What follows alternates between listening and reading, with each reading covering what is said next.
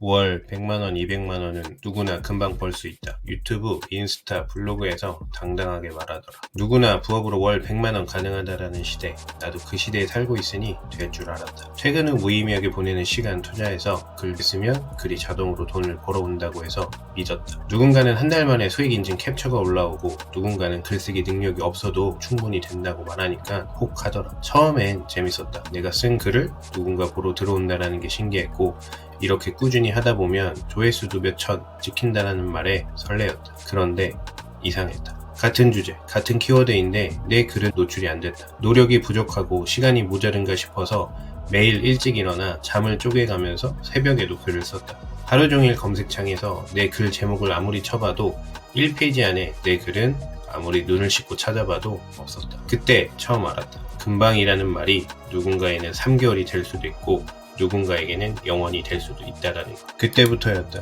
내가 쓴 글이 왜 안 보이는지 상위 노출이 안 되는 이유를 찾기 시작한 것.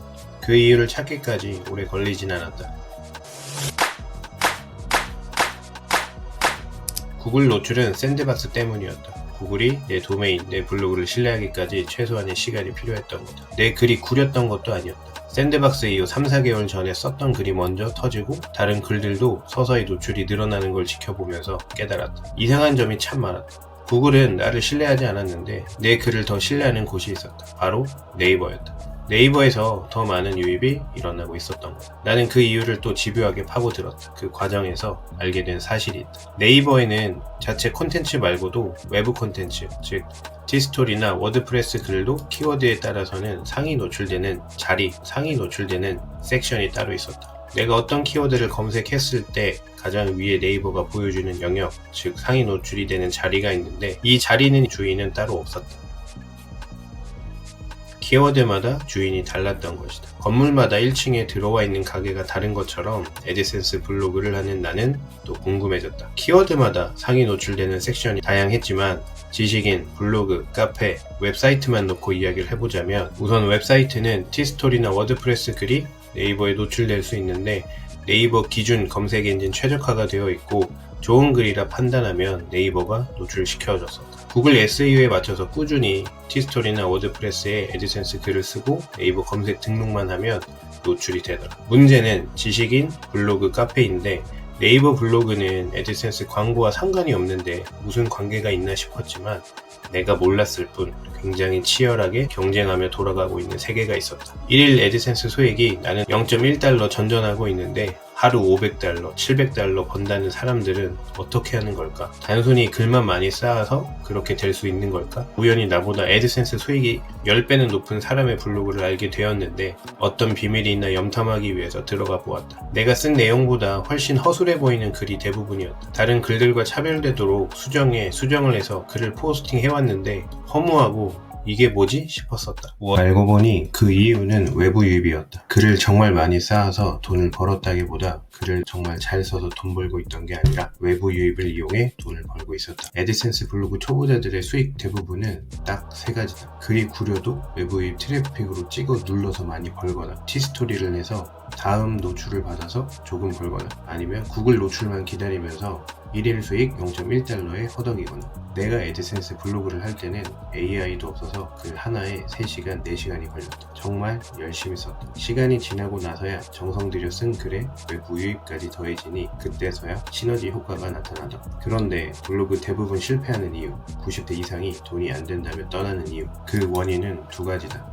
노출이 제한되는 기간이 있다는 사실을 대부분은 아예 모른다. 어두운 터널도 끝이 있는데 못 버티고 포기하는 사람이 대부분이다. 샌드박스라는 터널을 빠져나와도 달라지는 건 사실 없다. 신뢰도가 조금 나아졌을 뿐 다음을 또 버텨야 된다. 지하 월세방에서 버티면 롯데 시그니엘로 바로 갈 수 있는 게 아니다. 반지하로 올라올 뿐이다. 반지하 다음은 건물 1층에 겨우 올라온 것 뿐이다. 외국에서 블로그로 돈 번다는 사람들은 한국 사정과 다르다. 내 컨텐츠를 소비할 시장 자체가 다르다. 우리는 한국어로 글을 쓰기 때문에 우선 한국인들이 내 글을 읽고 내 컨텐츠를 소비한다. 한국인이 한국어로 키워드로 검색을 해서 내 글이 노출되기 때문에 외국과는 완전 다르다.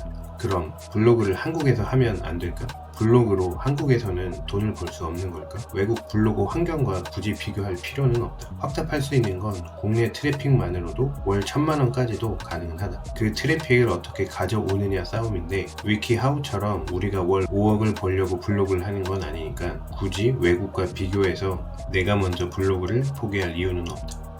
그럼 국내 트래픽은 어디에 가장 많이 몰려 있을까?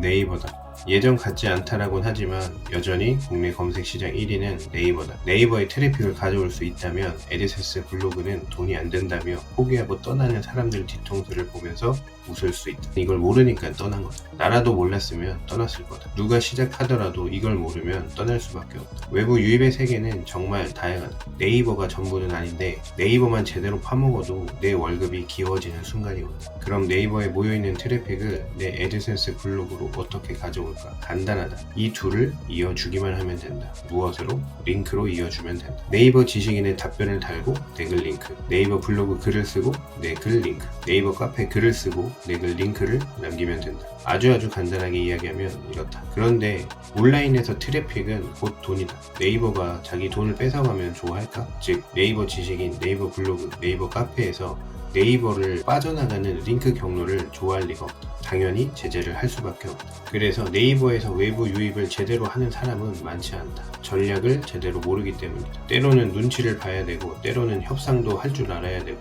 때로는 나와 같이 네이버 트래픽을 가져가려는 블로거 싸움에서 이겨야 된다. 네이버 지식인, 블로그, 카페에 내 애드센스 블로그 링크만 남기는 게 외부 유입이 아니다. 지식인 답변이 상위 노출이 되어야 되고, 내 네이버 블로그 글이 상위 노출되어야 된다. 카페 글도 당연히 상위 노출이 되어야 된다. 핵심은 상위 노출이다. 상위 노출이 되어야 내 컨텐츠나 내가 남긴 링크를 볼 수가 있고, 그 링크를 클릭해야지만 네이버에 머물러 있던 트래픽이 내 애드센스 블로그로 넘어오게 된다. 외부 유입이라는 돈이 들어오는 파이프라인은 누구나 만들 수 있다. 하지만 %는 모르거나 제대로 알지 못해서